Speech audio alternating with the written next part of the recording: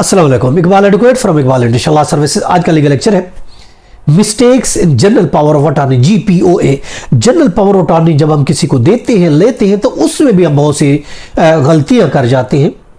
तो उन गलतियों पर हमें बाद में पछतावा होता है और बाद में कॉन्सिक्वेंसेस हमें फेस करने पड़ते हैं। ये अक्सर होता है।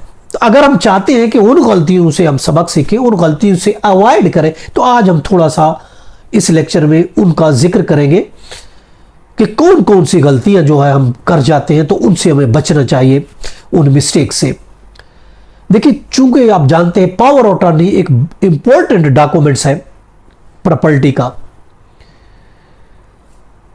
अब सबसे अहम जो नुक्ते हैं जो हम छोड़ देते हैं, पहली बात तो ये, हम limited power of attorney create करते हैं सम टाइम, और वो टाइम जब बाढ़ हो जाता है तो लिमिट हद तक होते हैं, वो हमारे लिए कॉन्सिक्वेंसेस पेश आते हैं। वो डिपेंड करता है क्या हमें किसी लिमिटेड टाइम के लिए चाहिए या नहीं चाहिए, ये चीज मद्देनजर रखना भी जरूरी है। दूसरी, पावर्स कौन सी हम दे रहे हैं या ले रहे हैं, हम किस किस्म की, क्या लिमिटेड पावर है पावर अटॉर्नी के पास या फिर अनलिमिटेड है।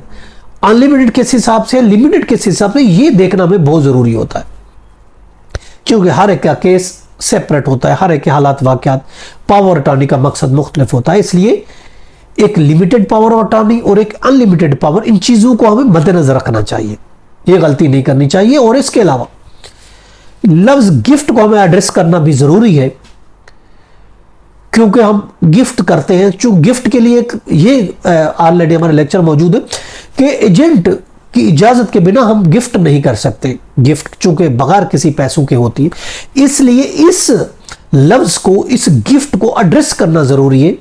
तो क्या गिफ्ट किस तरीके से होगा, इसको किस तरीके से हम कवर करेंगे। तीसरी बात, चौथी बात यह कि हम एक अच्छे इंसान का तकर्रुर करें एज पावर ऑफ अटॉर्नी। अच्छे शख्स का इंतखाब करना बहुत जरूरी है। अगर हमने एजेंट ही अच्छा नहीं सेलेक्ट किया तो बाद में हमारे लिए बहुत ज्यादा मसाइल पैदा होंगे। इसलिए वो इंसान हम पावर ऑफ अटॉर्नी उसको दे जिस पर हमें पूरा पूरा कॉन्फिडेंट हो, अच्छी तरीके से भरोसा हो।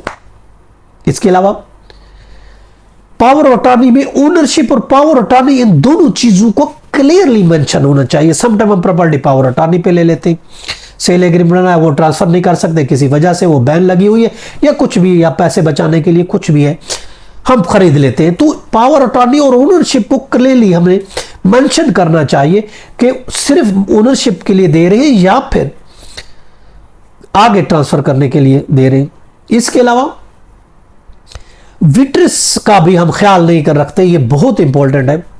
गलत गवाह डाल दिए जाते हैं, झूठे गवाह डाल दिए जाते हैं, बाद में अवेलेबल नहीं है तो हमारे लिए मसला बनता है।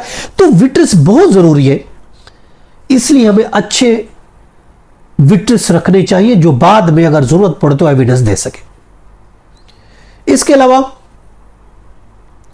अगर किसी खास काम के लिए हम पावर ऑफ अटॉर्नी दे रहे, स्पेशल पावर दे रहे, तो हमारे विश के मुताबिक वो चीज कम्युनिकेट करे एजेंट, और उसको क्लियरली हमें उस पावर में मेंशन करना चाहिए। और इसके अलावा अब पावर ऑफ अटॉर्नी की रजिस्ट्रेशन की बात आती है कि ये भी देखना, अगर वो कंपलसरी है रजिस्ट्रेशन तो हमें अवॉइड नहीं करना चाहिए, फीस देके उसकी रजिस्ट्रेशन कराना चाहिए। अदरवाइज बाद में हम पछताते रह जाएंगे। अगर कंपलसरी नहीं है तो वो डिपेंड करता है पावर ऑफ अटॉर्नी पे, कुछ की रजिस्ट्रेशन जरूरी होती, कुछ की नहीं होती। तो इस चीज का भी एड्रेस होना जरूरी है, जो हम गलतियां कर जाते हैं पावर ऑफ अटॉर्नी। तो ये कुछ मिस्टेक्स थी जो हम करते हैं पावर ऑफ अटॉर्नी में, इससे अवॉइड करना चाहिए। इसके साथ इजाजत कर फिर मिलेंगे। Have a nice day. Allah Hafiz.